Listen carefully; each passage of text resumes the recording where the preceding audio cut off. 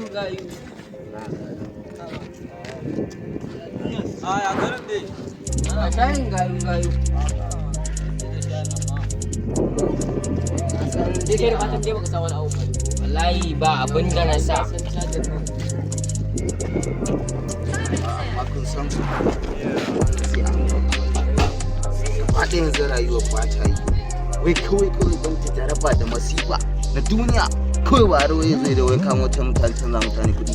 Yanzu ko kasuwa rabona da inji kasuwa na kusa ta kuɗa wannan kama 100 kusawa. Mun ba na ta kwana uku.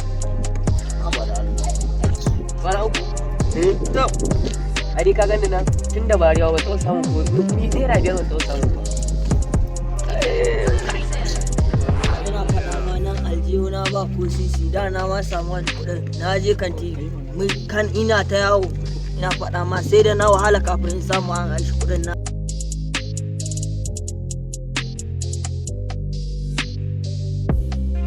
Ban makaro ba.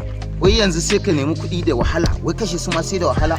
Ita amma samun kawan sa ni yanzu 1,100 ce na fi sati ina shaguna nake Ba zan iya su man zan iya kashe shi aka ke. To ai ku da sauki. Awa ta bakwai a banki.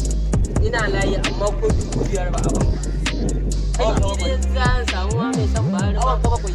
Ka ba an raina mu. Shayan ma kuka ta zaka kora ba da. Ka gani? Wucewa ba. Ai ba zai wai. Wato zai wai.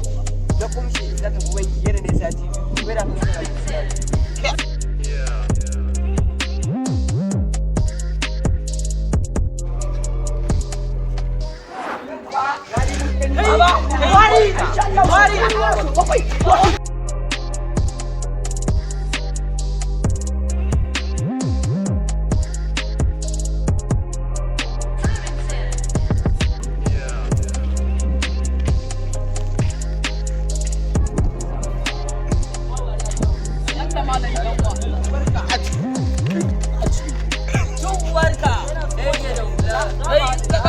ta nan sai na karya ma kafa. Wahala.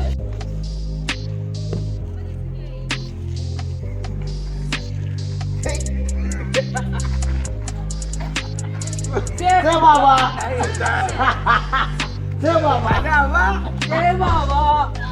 baba. Na yi tabbatar da su ma. Ya ji wuta. Sai baba. Sai baba.